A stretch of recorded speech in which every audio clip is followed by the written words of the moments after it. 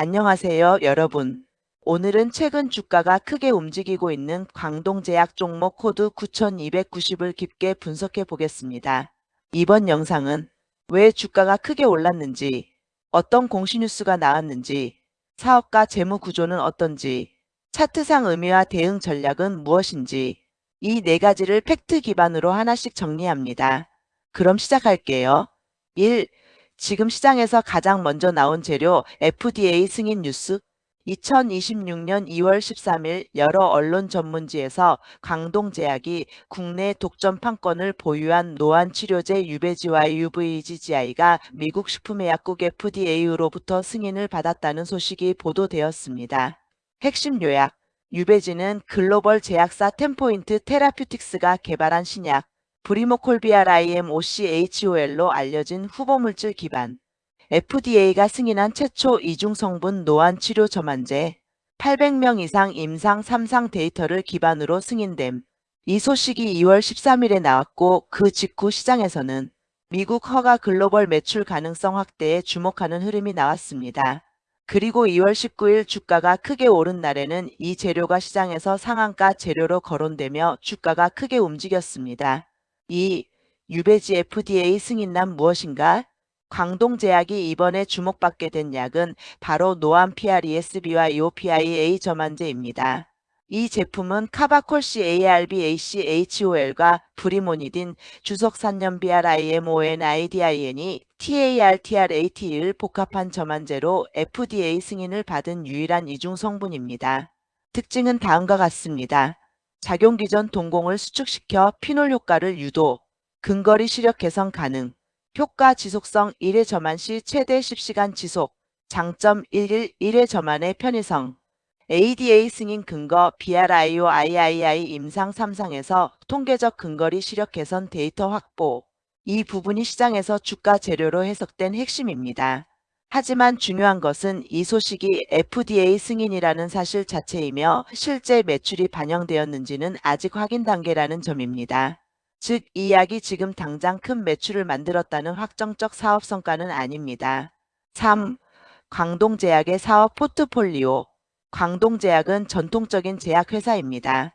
일반의 약품, 전문의 약품, 저만제약과 관련 제품, 건강기능식품, 한방천연물 기반 제품, 이런 포트폴리오를 갖고 있으며 노안치료제 유배지는 최근 주가 모멘텀이 된 대표 사례입니다.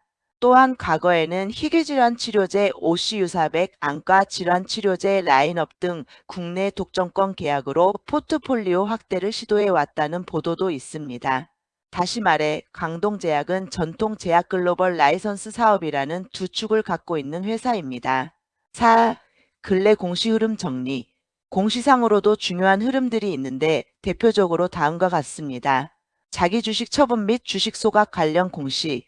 광동제약은 과거 자기 주식 처분 결과 보고서를 공시한 적이 있고 또 주식 소각으로 인한 변경 상장 절차를 진행한 이력이 있습니다. 이런 움직임은 유통 주식수를 줄이고 주당 가치 측면에서 시장에서 주목받을 수 있는 흐름입니다. 이비교환사채 공시와 금융당국 정정명령. 광동제약은 약 250억 원 규모의 교환사채입이 발행 공시를 했던 이력이 있습니다. 하지만 금융당국은 공시 내용이 미흡했다고 판단하고 정정명령을 내렸습니다. 이 사건에는 다음과 같습니다. 이비의 자기 주식을 담보로 한 방식이었음. 금융당국의 공시 기준 강화와 맞물린 첫 사례. 공시가 제대로 이루어지지 않아 정정명령이 나옴. 즉 재무전략 차원의 움직임이었고 규모 자체는 회사의 실적 흐름과는 다소 성격이 다른 이슈입니다. 5. 왜 이 FDA 승인 소식이 주가에 영향을 주었나? 실제로 2월 19일 장중 광동제약 주가는 가격제 한포까지 상승했습니다. 그 이유는 크게 세 가지로 해석됩니다.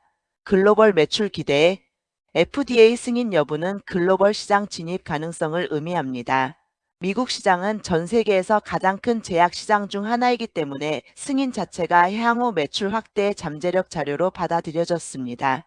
희귀특화 치료제라는 포지션. 기존 노안 치료제 시장은 아직 뚜렷한 대체 치료제가 많지 않다는 평가가 나옵니다. 이 약이 승인된 최초의 이중 성분 저만제라는 점이 차별점으로 부각됐습니다. 밸류에이션 개선 기대. 그간 제약주 중 일부는 실적 대비 낮은 주가로 평가되고 있었는데 이번 승인 뉴스는 이런 평가를 재조정할 수 있는 계기로 시장에서 해석되기도 했습니다. 6. 광동제약 재무실적 개요. 공시뉴스에서 확인되는 재무실적 중심 흐름은 다음과 같습니다. 영업실적 관련 대규모 호재 공시가 잇따르지는 않음. 다만 자기 주식 처분이나 소각 이슈가 있음. 이비 발행 공시와 정정 명령이 있었음.